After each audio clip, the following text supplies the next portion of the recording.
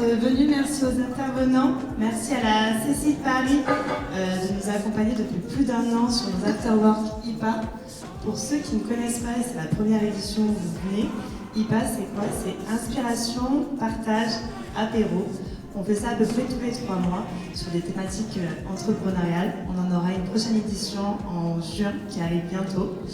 Et aujourd'hui, on a de la chance du coup de parler de Scale Up, les clés pour passer à la vitesse supérieure. Et je vais laisser la discussion commencer. Juste pour information, ça durera entre 35 et 45 minutes. Et après, il y aura un temps de questions-réponses pour tout le monde. Si vous avez envie de poser des questions, vous avez des interrogations. Et après, il y aura un moment de networking, de détente, qui se passera juste de l'autre côté. Voilà. Merci beaucoup. Merci beaucoup. Bonsoir à tous, bonsoir à toutes. Alors, j'ai le privilège d'animer ce panel. Je vais faire très vite, parce que 35-40 minutes avec autant de stars, forcément, ils ont beaucoup de choses à dire.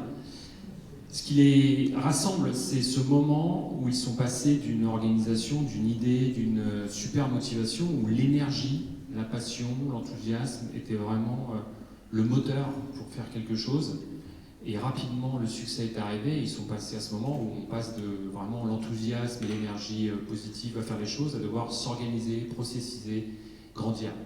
Et ce moment-là, il est fait de plein de choses. On va en discuter, on va parler du produit, qu'est-ce que ça voulait dire sur le produit, le choix, comment on est rentré dans ce moment-là. On parlera aussi d'argent, parce que c'est quand même un petit peu important et souvent le nerf de la guerre. Quels fonds on peut accéder, comment on y accède, qu'est-ce que ça change. Puis on terminera juste par quelque chose qui, à mon sens, est très important, et je pense que vous aurez beaucoup de choses à dire, autour de la culture. Parce que finalement, je ne suis pas un fondateur, spoiler. Par contre, j'ai eu la chance de côtoyer beaucoup de fondateurs qui ont grandi, accéléré, et un des points communs, c'est qui les obsède, et vous en parlerez, c'est la culture. La culture, c'est ce qui a fait le succès dès le premier jour, et comment j'arrive à garder ça alors que je grandis et quelque part, quelque chose se dilue. Alors, j'ai le plaisir d'accueillir tous ces magnifiques représentants des fondateurs et avec beaucoup de succès, et je vais commencer par laisser chacun se présenter avec, s'il vous plaît, expliquez-nous comment vous avez eu l'idée de votre business et comment ça a démarré. Et je commence par toi, Inès. Je te remercie. Alors, bonjour à tous et à toutes, je m'appelle Inès, je suis la fondatrice et CEO de Sidext. Alors Sidext, on a créé un assistant intelligent qui fait de la prise de notes automatique, mais pour les entreprises corporate, donc CAC 40, secteur public, et on crée cet outil de manière sécurisée et confidentielle. Et du coup, cette idée m'est venue parce que je travaillais déjà dans la tech en 2018 sur des sujets qui étaient liés à la big data, l'IoT, et dans le périmètre dans lequel j'opérais, évidemment, on faisait énormément de réunions et on travaillait beaucoup sur la partie analytics. Donc en fait, on crée des modèles prédictifs, mais dans des endroits un petit peu sensibles. Donc ça pouvait être des chantiers de construction, des endroits où il y avait un potentiel danger. Et notre but, c'était d'analyser ces données pour pouvoir prédire ce qui allait se passer. Et en fait, on utilisait déjà de l'IA, sauf qu'on ne disait pas que c'était de l'IA, on utilisait plutôt des termes comme big data ou machine learning. Et à ce moment-là, je remarquais qu'on utilisait beaucoup de choses en back-office, mais quand on l'utilisait dans notre quotidien, on avait peu de modèles d'automatisation, d'optimisation qu'on pouvait mettre en place. Et avec l'arrivée des LLM, donc en 2022 et 2023, donc nous on commençait tout juste avec l'idée d'avoir et d'optimiser la force du travail et la productivité interne des entreprises. Et on avait vraiment cette idée de le créer, sauf qu'on avait créé quelque chose qui était pas du tout, on va dire, pas du tout efficace, pas du tout optimisé. Avec l'arrivée des LLM, on a pris vraiment la vague et on voulait être les premiers sur ce secteur-là. Et on savait qu'il allait y avoir un vrai enjeu de sécurité des données. Donc j'ai décidé directement de me positionner sur de l'enterprise avec un outil qui était spécialisé et qui optimisait tout ça. Donc avec une solution, un problème qui était très facilement on va dire reconnaissable par toutes les personnes, que ce soit les plus seniors et les plus juniors, et créer une solution assez rapide à comprendre et intégrable pour les entreprises. Merci beaucoup. Bon. Eh bien, bonjour Alban, oui, je suis le CEO de YouSign. Alors nous, l'histoire elle est un petit peu particulière parce que je ne suis pas à l'origine de la création de l'entreprise, mais je suis arrivé un peu plus tard dans la vie, on peut appeler ça late co-founder, on y reviendra, mais je crois qu'on parle à un moment donné de quand est-ce qu'on trouve des associés, comment on le fait et à quel moment c'est intéressant. Ça peut changer au fil du temps, on peut trouver des associés un peu plus tard dans la vie d'une entreprise. Donc je suis arrivé 5 ans après la création d'Usain, qui était à ce moment-là une PME qui était à ses débuts en fait. Les fondateurs avaient fait les premiers pas du scale, ils cherchaient quelqu'un pour les aider à accélérer, à définir ce que l'entreprise pourrait devenir dans les années qui venaient, comment est-ce qu'on pourrait améliorer le produit, comment est-ce qu'on pourrait aller à l'international, bref, passer toutes les étapes du scale dont on va, je pense, reparler. Mais voilà, moi je suis arrivé à ce moment-là avec plutôt la charge de pas d'avoir l'idée de base, mais de savoir comment on allait faire évoluer l'entreprise et comment on allait la faire passer à l'échelle dans un temps court. Merci, c'est Firmin, j'ai cofondé Payfit il y a 11 ans maintenant, et je travaille avec Sylvain au quotidien. Pour l'histoire de Payfit, c'est en fait un de mes meilleurs amis qui est venu me voir un jour alors que j'étais encore à l'ESCP, notamment avec Raph, on était dans les mêmes promos, donc on passait un peu de temps ensemble à ce moment-là.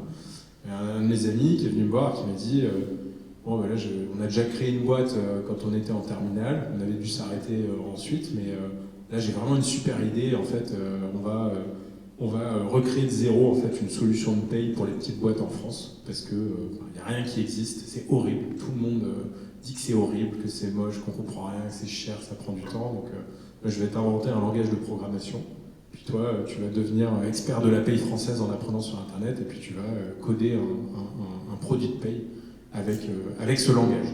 Moi, je connaissais rien du tout au code, je connaissais rien à la paye, mais cette perspective de découvrir de nouveaux univers m'enthousiasmait pas mal, et donc du coup on s'est mis en coloc à l'époque avec ma copine qui allait devenir ma future femme, et ce Guilain, cofondateur, qui avait eu l'idée, et puis on s'est mis à travailler sur le produit.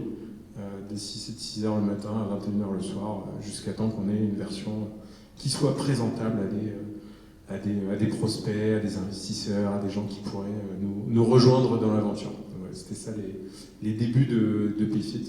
C'était vraiment, à 22 ans, se mettre dans l'action et dans le concret et commencer à construire un produit qui pourrait être utilisé par de futurs entrepreneurs.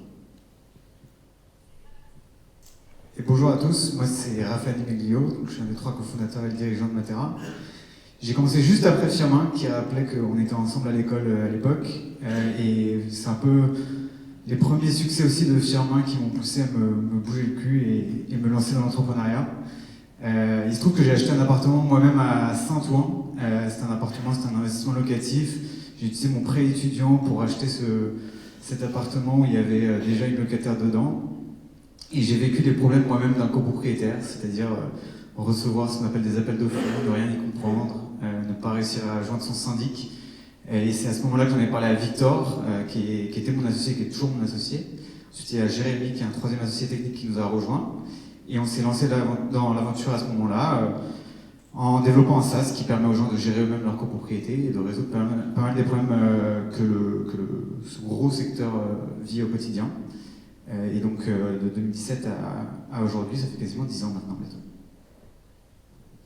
Et alors, puisqu'on est sur les prêts étudiants, moi aussi j'avais fait un prêt étudiant pour payer mon loyer dans ma fameuse coloc, pour me consacrer à 100% au développement de Payfit, mais ne faites pas ça, ça peut être assez risqué. Ok, le meeting n'est pas enregistré. Donc juste pour... on parle de cette idée, il y a quand même... C'est marrant, il y a deux sujets, et je pense que le point d'Alban sur le late founder, c'est quand même quelque chose d'hyper intéressant, parce que je pense que c'est la caractéristique principale du passage à l'échelle et les questions que peuvent se poser les fondateurs.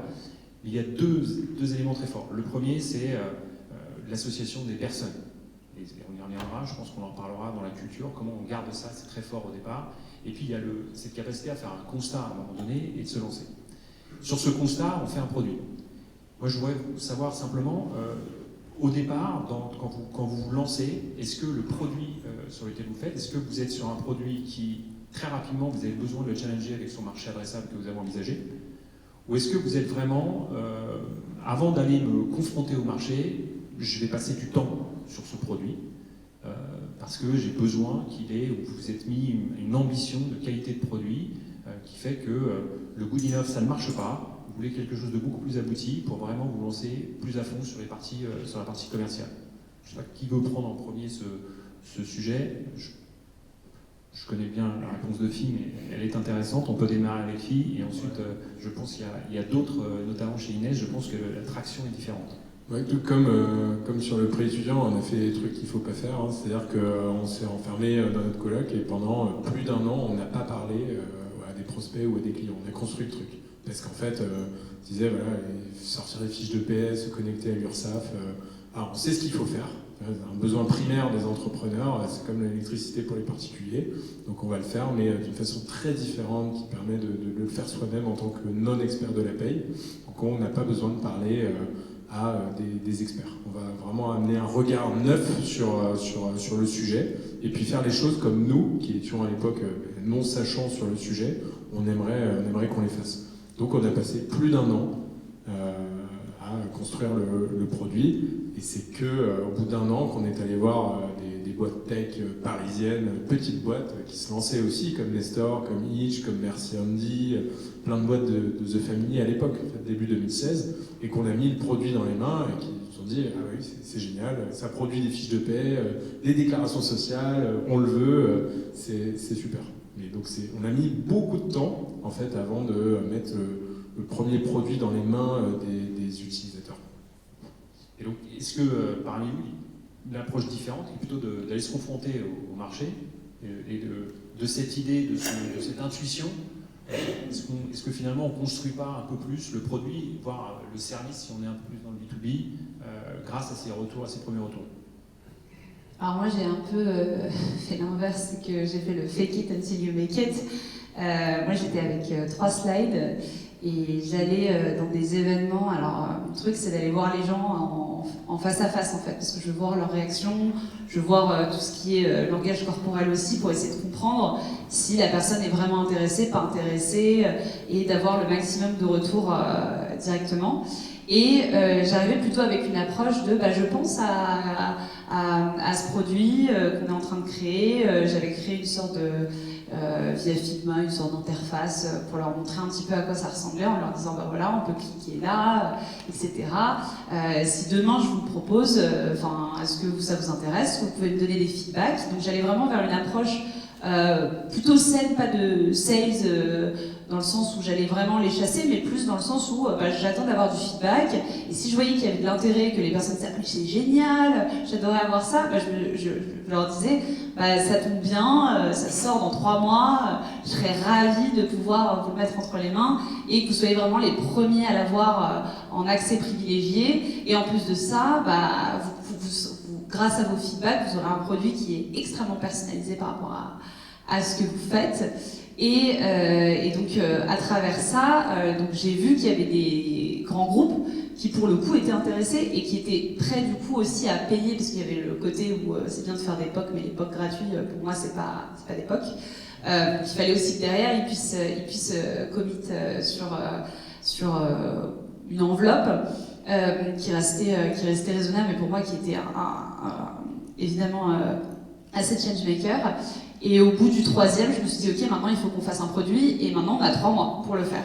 Donc on s'est mis une pression. On savait que les entreprises, grands groupes, mettaient du temps quoi qu'il arrive. Donc on savait qu'il y avait il y avait à minima 3 mois, le temps de signer le legal, le temps d'avoir les rendez-vous, d'avoir les bonnes personnes, de cadrer le projet, etc. Mais par contre, il fallait qu'en 3 mois, le produit soit prêt.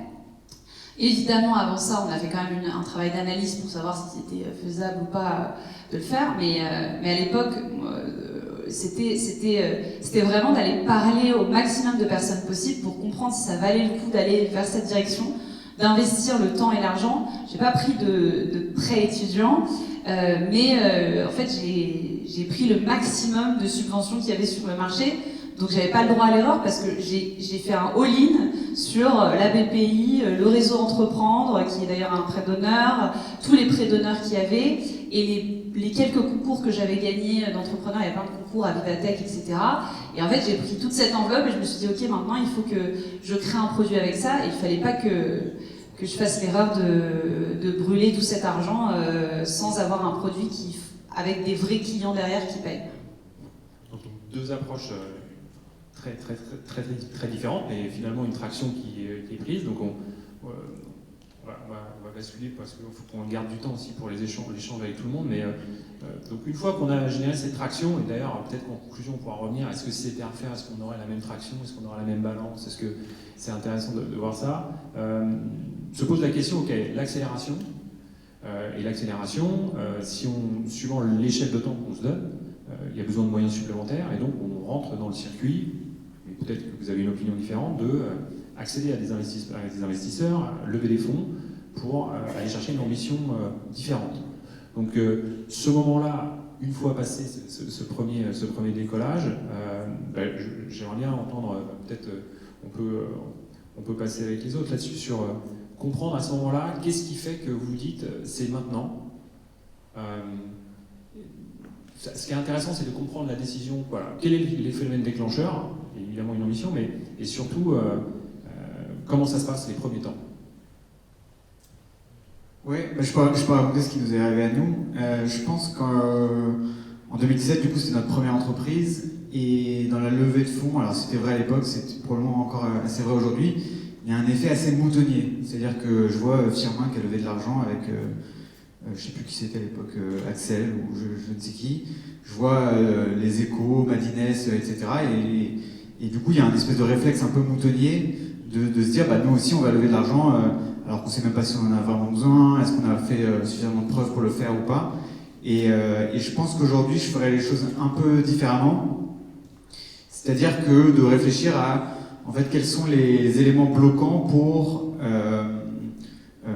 accélérer la croissance de l'entreprise. Et c'est pas forcément l'argent sur un moment donné, ça peut être la maturité du produit, ça peut être avoir craqué des canaux d'acquisition différents, ça peut avoir construit la bonne équipe pour scaler par la suite.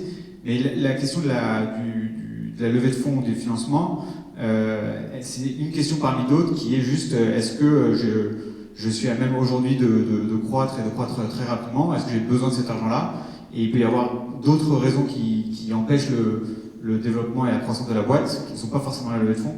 Donc je pense qu'il faut se poser les bonnes questions avant de lever et éviter cet effet moutonnier de vouloir avoir un article dans la presse. Voilà.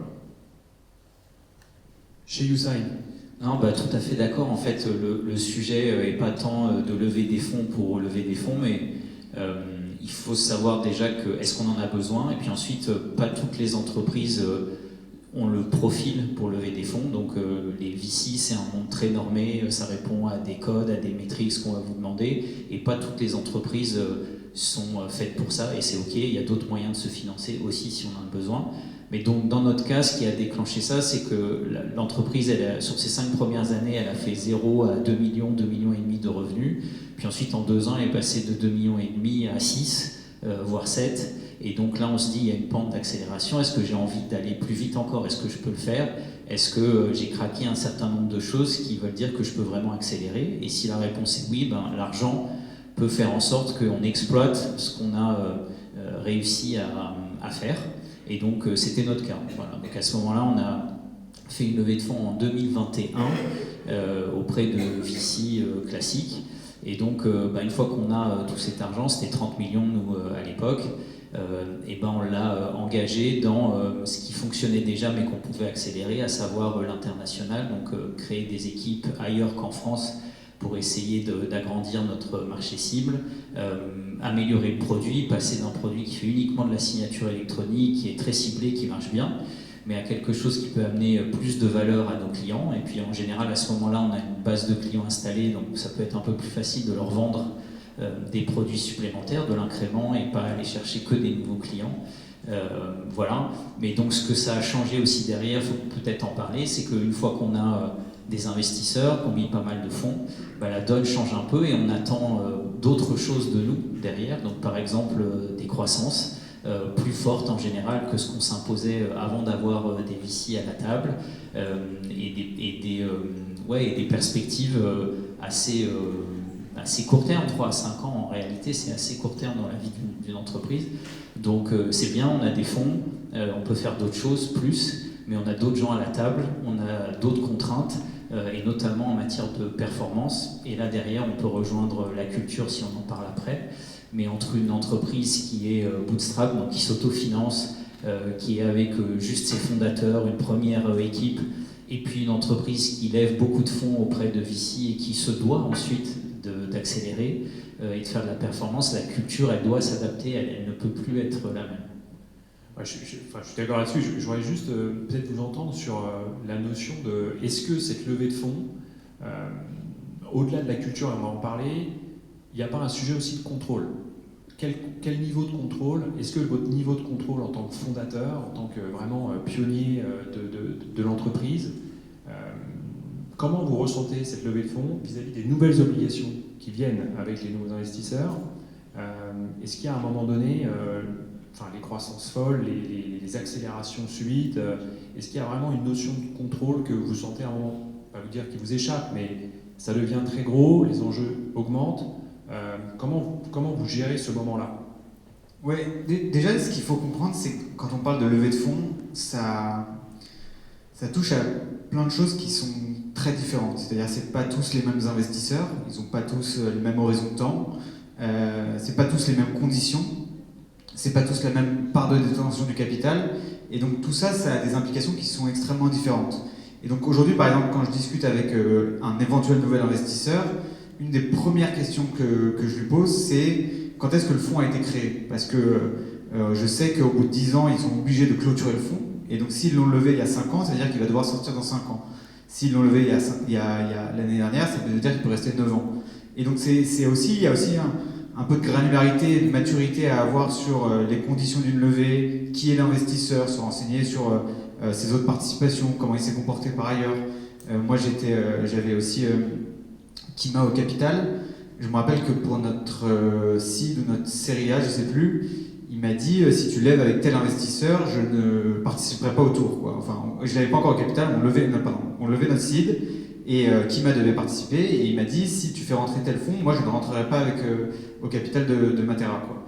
Et donc il faut se renseigner un peu sur qui sont les investisseurs, quelles sont leurs autres participations, parler avec d'autres fondateurs et après bien négocier aussi les conditions du deal sur les questions de liquidité préférentielle, sur les conditions de veto au board, etc. Donc il ne faut pas l'envisager que d'une certaine manière, levée de fonds, mais se renseigner sur les gens, les conditions et la part de détention du capital.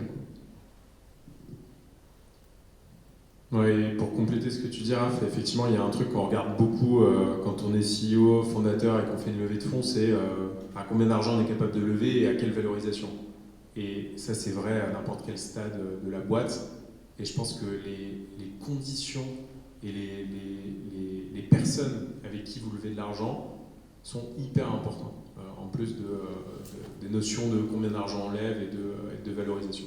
Parce que je pense que des VC ne vont pas faire le travail des entrepreneurs à leur place. C'est pas des VC qui vont faire le succès d'une boîte, hein. C'est ce que les entrepreneurs et leurs équipes vont faire. Mais ça peut être des enablers avec leur argent, leur réseau, leurs conseils. C'est des enablers un travail qui est là, un talent, des bonnes décisions et surtout un travail de tous les jours.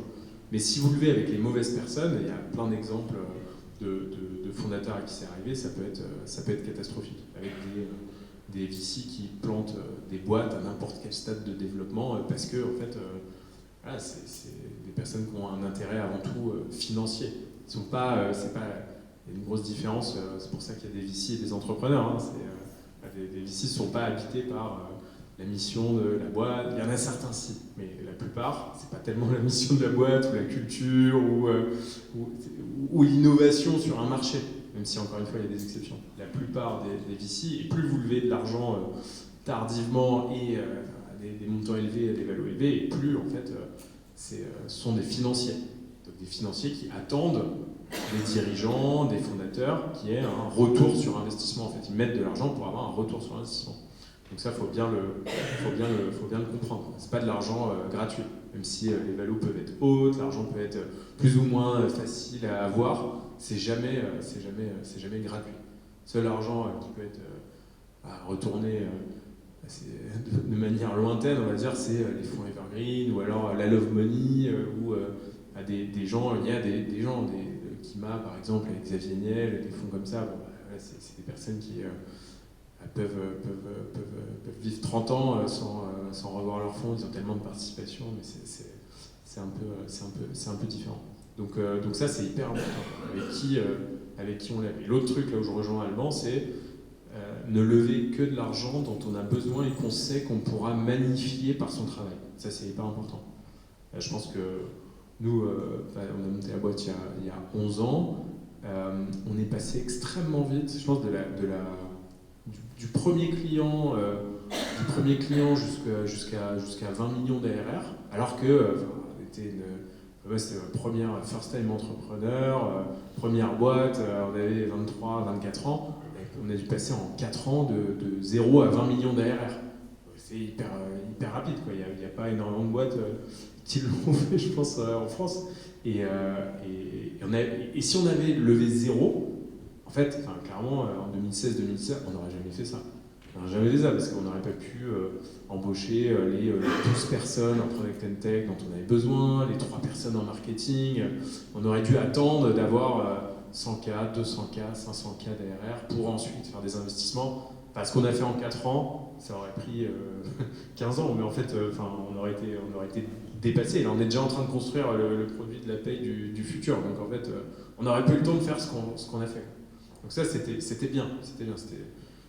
Avec le temps, on a levé beaucoup d'argent, et je pense que à un moment, en fait, on avait trop d'argent. C'est-à-dire qu'on n'avait pas identifié assez les leviers dont tu parlais avant pour être efficace sur le produit, le go-to-market, le service client, et se dire, ok, on ne peut pas régler tous les sujets avec l'argent. Il y a vraiment des sujets où il faut prendre le temps de se poser. L'argent n'est qu'un accélérateur. C'est pas quelque chose qui va régler les problèmes.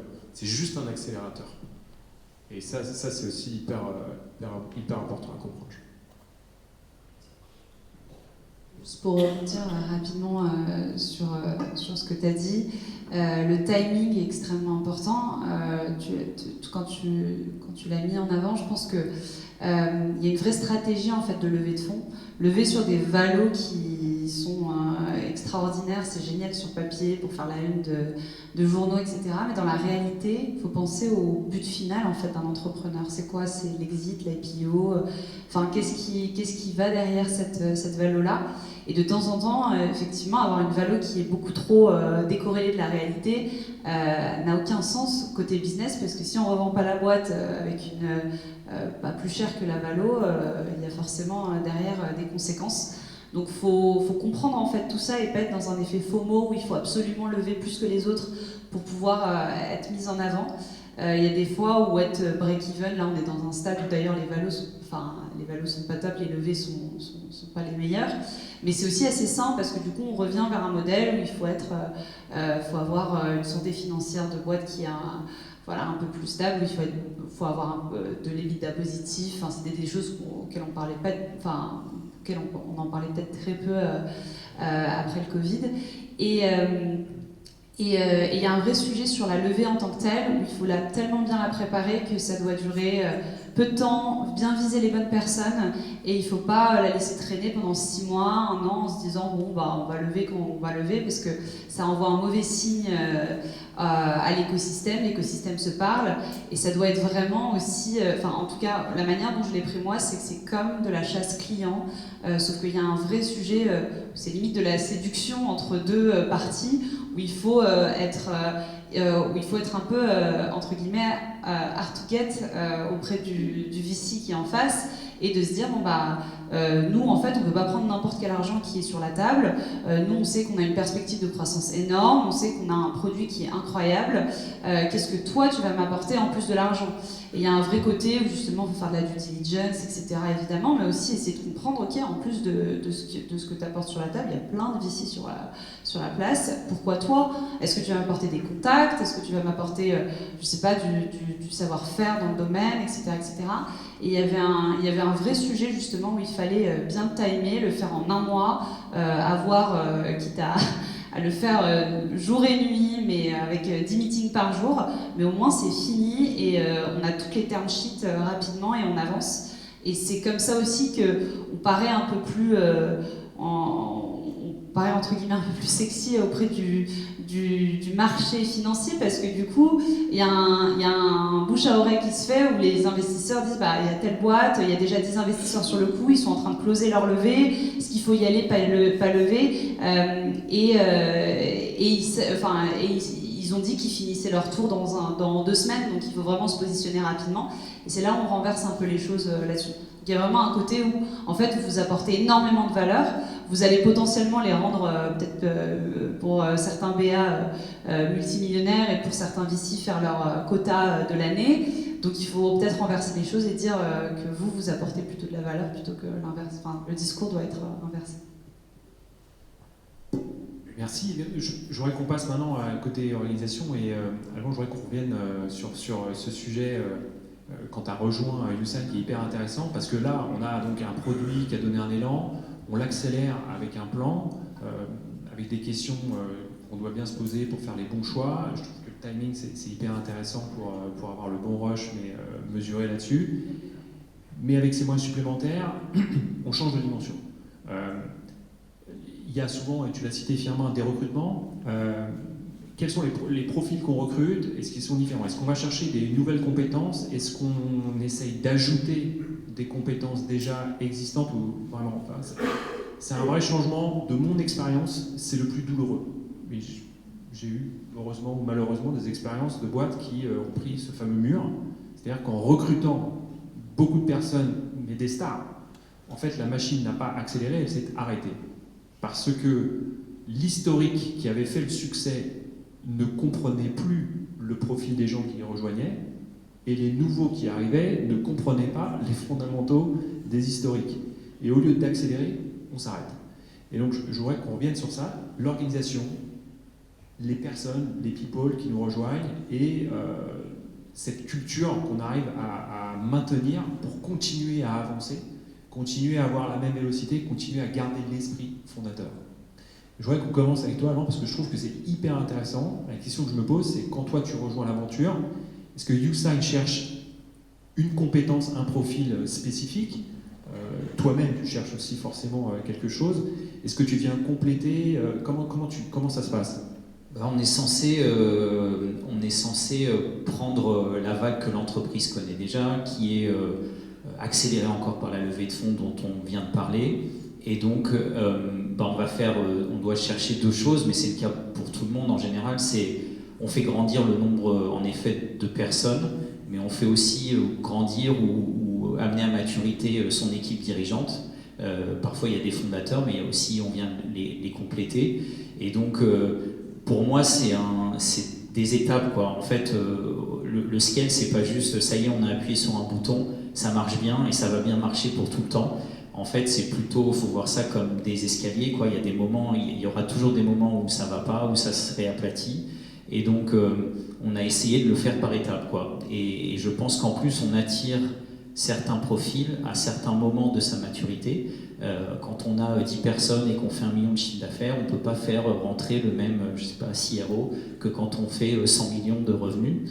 Et donc, il faut aussi être capable de savoir ce dont on a besoin à un instant T, pas brûler les étapes et le faire un peu doucement quand même. Donc, je dirais que dans notre cas, on a essayé d'adapter à notre étape de maturité les profils dont on avait besoin pour que justement on ne soit pas dans cette situation où en fait il y a 200 personnes qui sont arrivées, elles ne savent pas vraiment ce qu'elles doivent faire, des profils sont surcapés pour ce qu'on attend d'eux à ce moment-là, ils s'ennuient, ils partent, on met pas en place une culture qui tient. Donc on a essayé de se dire, voilà où on en est là, entre 5 et 15 millions de revenus, de qui on a vraiment besoin. Est-ce que les profils un peu plus seniors, on sait les alimenter? Est-ce qu'on a besoin de gens qui ont déjà fait un scale jusqu'à 100 millions alors qu'on en fait 15? Voilà, c'est les questions qu'on s'est posées pour essayer d'éviter ça. Donc ma recommandation, ça serait de ne pas se dire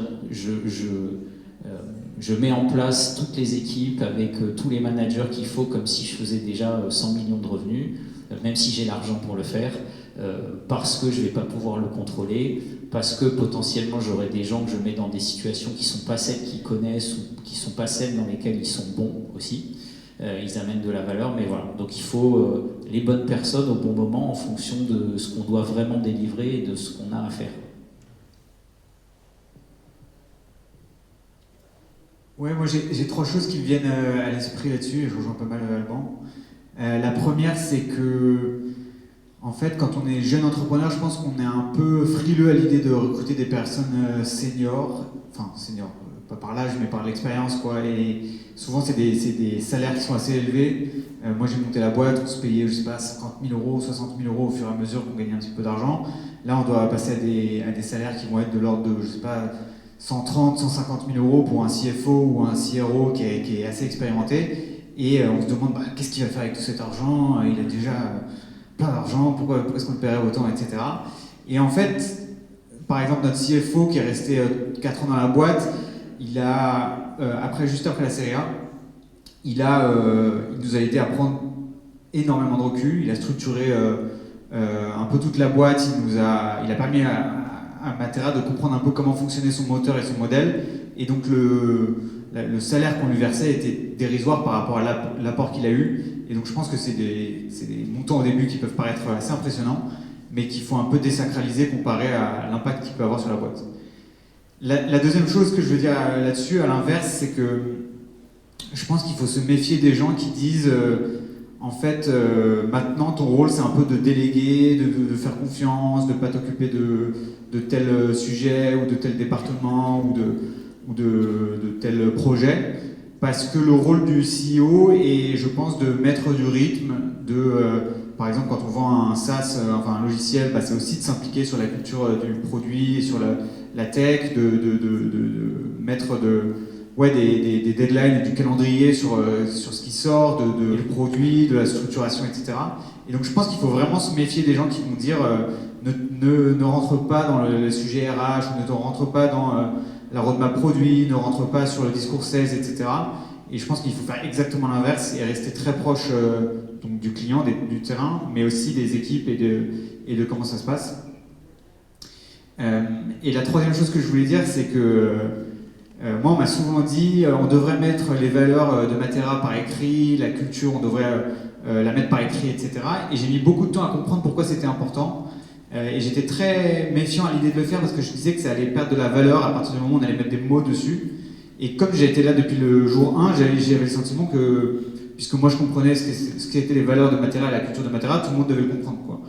Et en fait, bien entendu, c'était pas du tout le cas. On recrutait beaucoup de personnes, on est 350 maintenant, et il faut des moyens de diffuser ces valeurs et cette culture.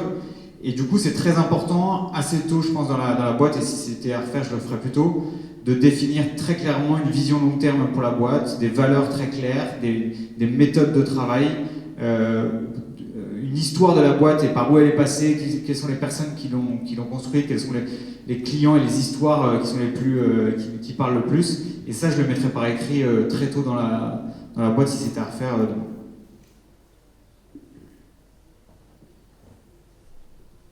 Ouais, donc ça c'est un truc je te rejoins, Raph, on l'a fait assez tôt. Pareil, au début je comprenais pas trop le besoin, mais effectivement de mettre des mots et de formaliser cette culture et des valeurs, c'est hyper important. Après, l'important c'est que ça vive et c'est que les gens nous disent que dans toutes les autres boîtes qu'ils ont faites, en fait, la culture et les valeurs c'était des mots sur un mur, que c'était du gros bullshit, et que là en fait c'est quelque chose que tout le monde vit dans la boîte. Voilà, il y a des gens qui sont là depuis 3 mois et qui me disent ça montre qu'on a réussi, quoi. C'est pas parce que vous proclamez des trucs que ça va se faire et ça va s'infuser, mais le fait que les gens vivent le truc et les gens qui arrivent se disent ok, le truc est réel, ça c'est une vraie preuve.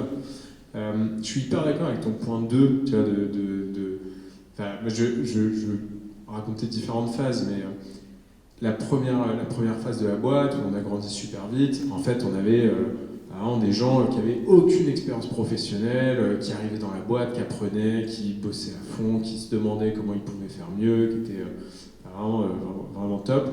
Je pense qu'avec du recul, on était quand même... à notre image, c'était un peu trop jeune, un peu trop sans expérience, même si tout allait bien vite. On était, un truc qui me choque encore aujourd'hui, c'est que on était 80 dans la boîte, on faisait plusieurs millions de chiffres d'affaires super vite déjà. On était 80 dans la boîte, il n'y avait pas un seul de ces 80 payfitters qui avait un enfant. En fait, tout le monde était tellement jeune, quoi, tellement... c'est dingue, quoi. Il n'y a pas de boîte où il y a 80 personnes et où il n'y a personne qui n'avait été déjà manager dans une autre boîte. C'était que des first-time managers, on était 80.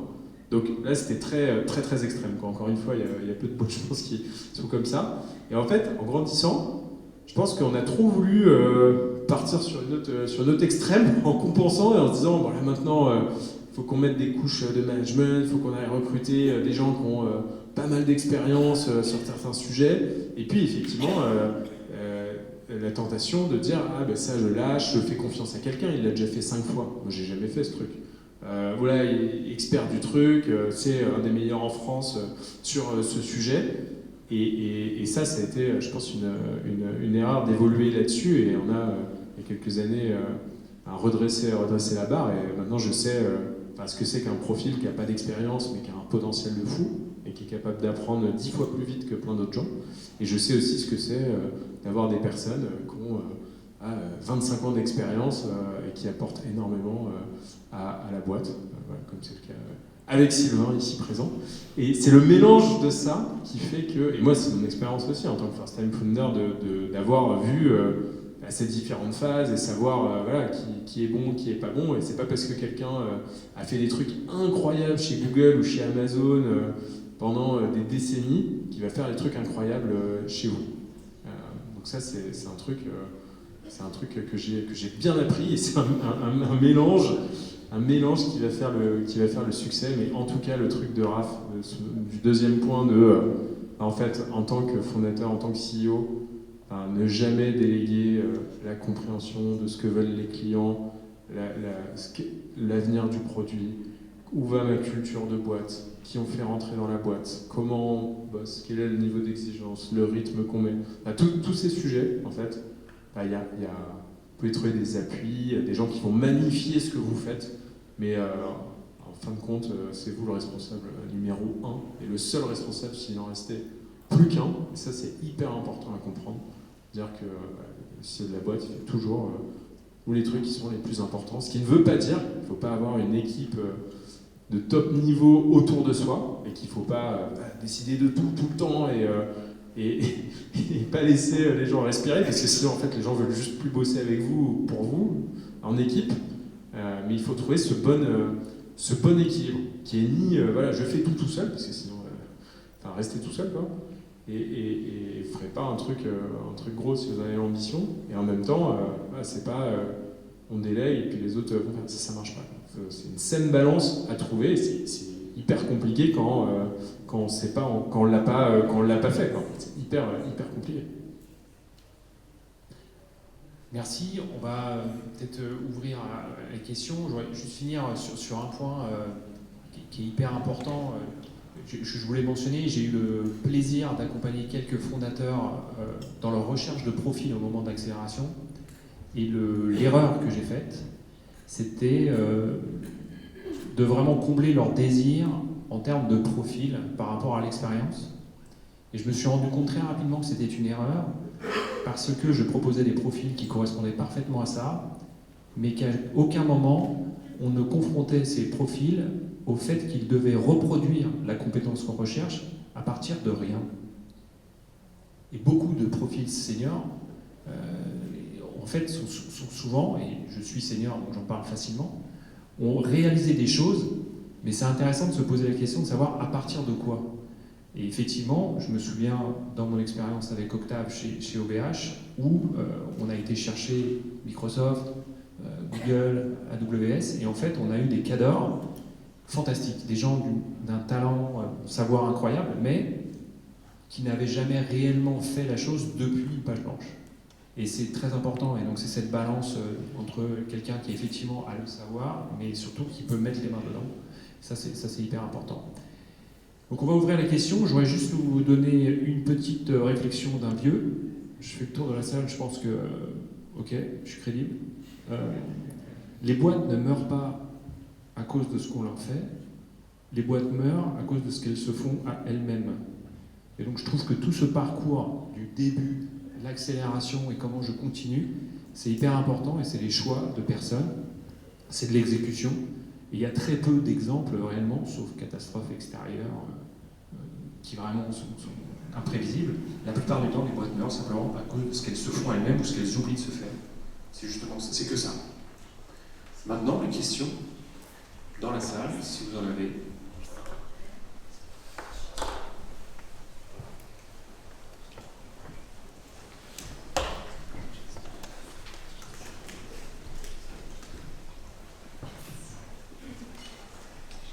Bonjour, Firmin, j'ai une question pour toi. Tu as dit que c'est très compliqué de savoir quand on recrute quelqu'un qui a passé 25 ans chez Google et qu'il commence à bosser et maintenant tu sais que cette personne elle va t'apporter beaucoup ou au contraire une autre personne ne va pas t'apporter beaucoup. Sauf que on a tous envie en tant qu'entrepreneur de ne pas avoir à passer la phase de « Ah ben non, mince, je me suis trompée ». Donc, c'est quoi tes tips pour savoir, en fait, très vite, alors idéalement, quand on est dans le process de recrutement, mais sinon, très rapidement, que c'est la bonne personne à la bonne place pour ta croissance, quoi. Il n'y a pas de baguette magique dans le recrutement, hein. C'est vraiment pas une science exacte. Donc, déjà être à 2/3 de succès, c'est beau. Tu feras forcément des erreurs de recrutement et ce qu'il faut c'est s'en rendre compte assez tôt. Et tu vois par exemple pendant les process d'entretien, moi j'ai quelques red flags qui me viennent, tu vois plus la personne est senior, typiquement quelqu'un qui me dit que il va d'abord devoir passer par une phase où il va devoir comprendre la boîte, etc. pendant plusieurs mois. Pour moi ça c'est un red flag parce que tous les gens que j'ai vus qui étaient hyper bons chez nous, en fait en quelques jours, en quelques semaines, ils comprennent tout. Et ça va très très vite. Il n'y a pas besoin d'un an et demi pour faire un audit et comprendre comment la boîte fonctionne, quoi. Donc ça c'est le premier truc. Après le deuxième red flag que j'ai, c'est quelqu'un qui me dit bon, bah, pour commencer à bien faire mon job, il va me falloir en fait une équipe avec telle personne, telle personne. Ah, pour moi, quelqu'un qui est hyper fort, même dans une boîte de 700 personnes, en fait déjà il arrive à faire plein de choses avec les gens qui sont déjà là, dans son organisation ou à côté, ou même en ayant un impact sur les autres exco-members, sur moi. Tu vois, c'est des enablers hyper rapides, même sans équipe, ce qui ne veut pas dire qu'ensuite ils ne vont pas bâtir une super équipe, tu vois, pour faire effet de levier. Mais en tout cas, c'est des red flags que je vois, tu vois, pendant le process d'entretien. Et puis après, quand ça démarre, je suis très attentif en fait aux premières semaines, aux premiers mois, parce que les premières impressions sont souvent les bonnes. Et en général, quand tu as un mauvais pressentiment sur un profil, surtout quelqu'un qui a une certaine expérience, tu vas encore moins changer, tu vois, que quelqu'un qui démarre dans la vie professionnelle, bah, ça a tendance à s'accentuer. Donc je fais vraiment beaucoup d'efforts au tout début, et pas forcément sur des hard skills, mais plus sur le mindset, tu vois, à quelle vitesse cette personne va driver le changement, va prendre les codes culturels et en même temps venir avec des bons trucs de l'extérieur, de ses expériences précédentes, tu vois, cette histoire de mindset qui fait tout dans les boîtes qui vont vite, en fait, plus que les hard skills qui peuvent s'apprendre, tu vois, tout le temps. Et je pense que là, on est dans une époque aussi où, que ce soit les jeunes ou les plus vieux, tout le monde va devoir en fait se mettre dans un mindset de les choses vont plus vite, on est plus ouvert, les techniques d'avant ne sont plus les bonnes. C'est une période, je pense, 2026 va être assez marquante à ce niveau-là. Donc il va y avoir encore un truc différent dans les je recrute telle personne parce qu'il l'a fait avant de telle manière.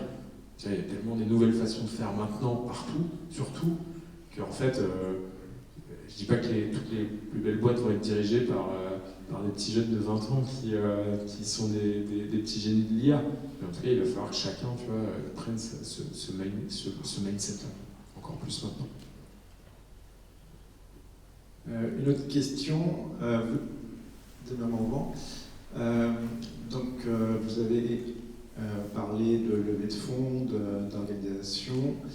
Est-ce qu'à un moment, l'efficience devient une priorité? C'est-à-dire pas simplement être efficace, mais être efficient. Là, par exemple, on est rentré dans une phase, on sera rentable dans quelques mois, pour la première fois de notre histoire, on réaccélère la croissance. Tu vois, le truc, c'est pas la rentabilité à tout prix, ni la croissance à tout prix. C'est vraiment la maîtrise de tous tes indicateurs pour tout optimiser au max. Tu vois, donc, vraiment, ta marge brute, tes paybacks, ta rule of X, tu vois, avec ton taux de croissance et ton EBITDA. Je pense que tous les entrepreneurs de la tech diront ça actuellement. Enfin, tu vois, c'est ce qu'ils font tous. Tu vois, autant il y a 5 ans, tu avais le club de l'EBITDA et puis le club de la croissance. Et puis, enfin, ils ne se parlaient pas trop entre eux. Hein. Et puis, c'est la rule of X, rule of 40, c'était pour les boîtes matures qui étaient déjà en bourse. Maintenant, en fait, tout le monde parle le même langage et ça converge. Donc, pour moi, c'est la définition de l'efficience dans une scale-up. C'est grandir le plus vite possible en utilisant au mieux ton argent. Et c'est là que c'est hyper intéressant et hyper complexe parce que tu vois, quand tu as une boîte avec 20 000 clients, 3 pays, tu as une complexité qui est dingue et qui est hyper excitante parce que tu peux jouer sur énormément de leviers. Bonsoir. Pardon. Ici. J'avais une question par rapport à peut-être à des phases précédentes de vos entreprises qui sont maintenant un peu plus importantes. C'est comment, en tant que CEO, s'isoler du bruit permanent autour de soi, c'est-à-dire tout le monde arrive avec des urgences, tout est évidemment plus important que le problème du voisin. Et comment on arrive quand on structure une boîte où au début c'est quand même peut-être plus bordélique que ce que ça l'est après, comment on arrive à s'isoler de ça et réussir à choisir les vraies priorités, sachant qu'évidemment le CFO a une priorité, le CTO a une priorité, etc. Et tout ne peut pas l'être dans votre journée. Je pense que pareil, ça dépend un peu des phases. Très tôt, très early dans les boîtes, je dirais que la réponse c'est ce que tu as dit, c'est justement le rôle.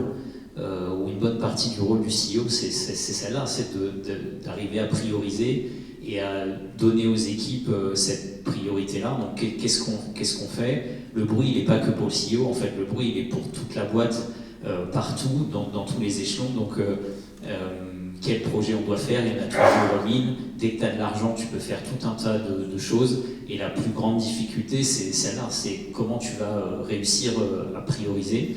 Donc en fait, pour moi, c'est une des skills numéro 1 du CEO, c'est d'être capable de prioriser ça correctement avec les équipes. Donc ça, c'est pour moi au début. Et après, quand tu grandis, tu t'organises pour ça. Donc ça peut être des OKR, ça peut être des choses comme ça. Chacun trouve un peu sa formule.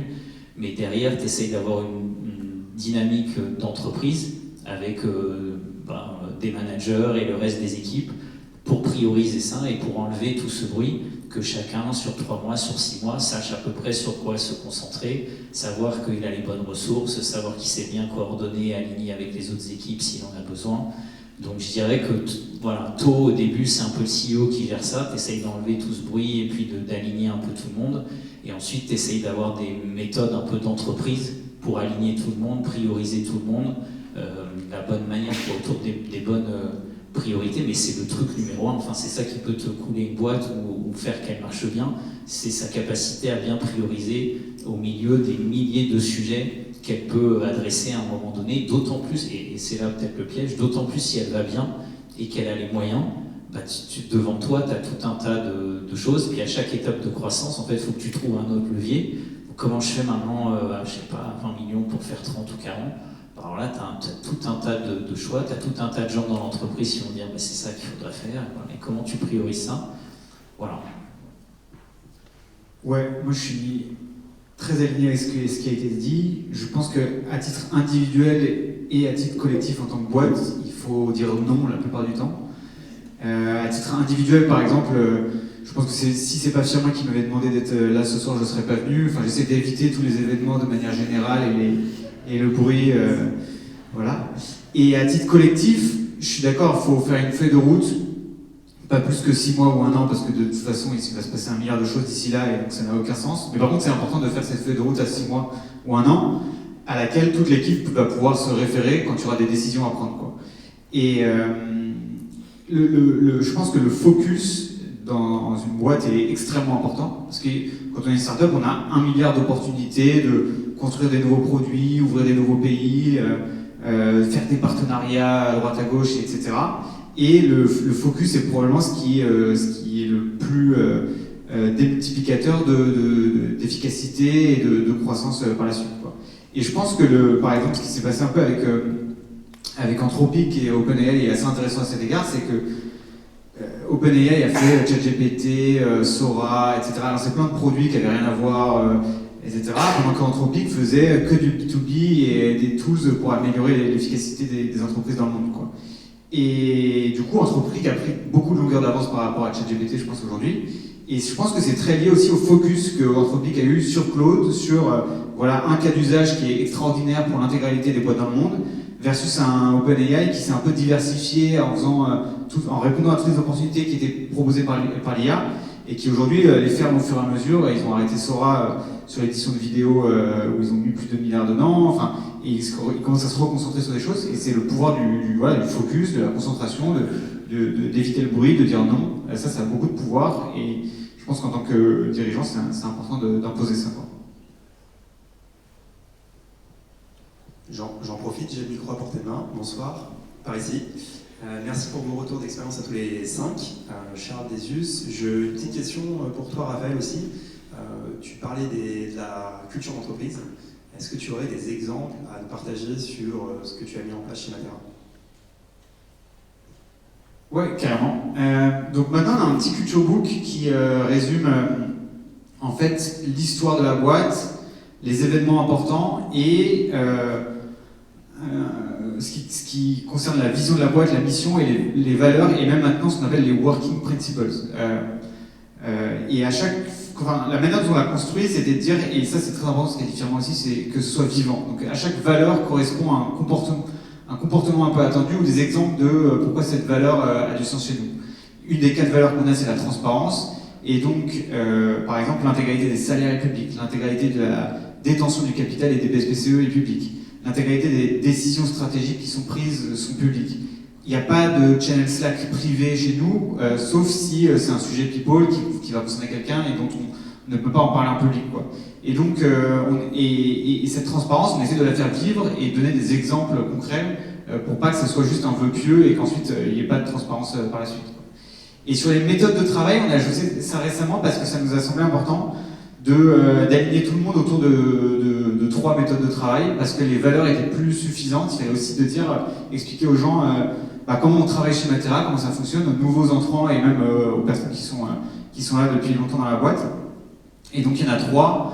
La première, c'est pas de temps à perdre, parce qu'on considère que la vélocité, c'est ce qui va nous différencier de nos concurrents, en fait.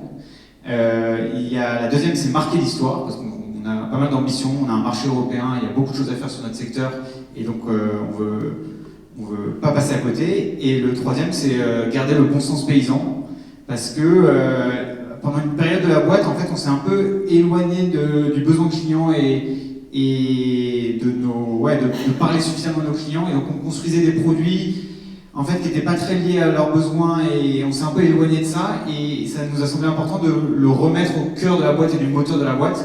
Et donc voilà, que les gens restent proches de leur potager, du bon sens paysan, de la manière de ne pas imaginer des process trop compliqués, des produits trop compliqués, etc., mais de rester très proche du terrain et du besoin concret de nos clients. C'était important pour nous.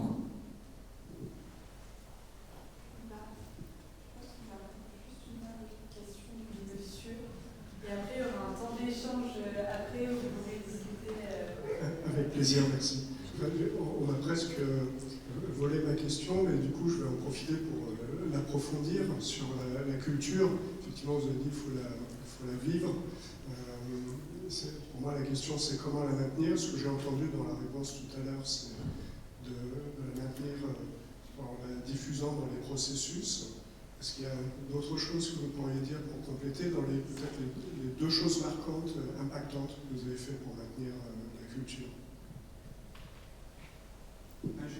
Je vais juste dire une chose qui me semble importante là-dessus, c'est que, et qu'on ne fait pas assez, et qu'on devrait faire plus, nous, c'est la culture, il faut aussi la tester, la communiquer dans le processus de recrutement. Et on ne le fait pas du tout assez, nous, on n'en parle pas assez, on fait des tests techniques, des tests de fit même, humains, mais on ne parle pas assez de la culture, des valeurs, des méthodes de travail dans la boîte, et ça crée un peu de problème par la suite, et je pense qu'il pourrait être évité si on l'intégrait plus dans les processus de recrutement. Donc un conseil, ce serait l'intégrer plus dans les processus de recrutement. C'est un conseil que je me donne à moi-même aussi, parce que je ne le fais pas assez. Recrutement et après évaluation.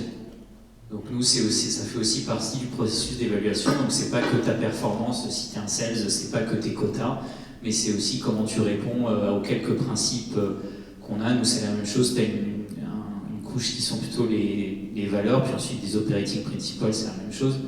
Mais donc tu vas aussi, dans tes entretiens de performance, s'assurer que ça aussi, ça fait partie des choses qui sont suivies. Donc au recrutement, dans les scorecards, s'assurer qu'on ne regarde pas que les hard skills, mais aussi la compatibilité avec les valeurs, la culture qu'on a, puis ensuite s'assurer que c'est pour le maintenir, que c'est un composant de la performance. Merci. Pardon, je voulais juste ajouter un tout petit point, parce que du coup on parlait du recrutement et de l'évaluation.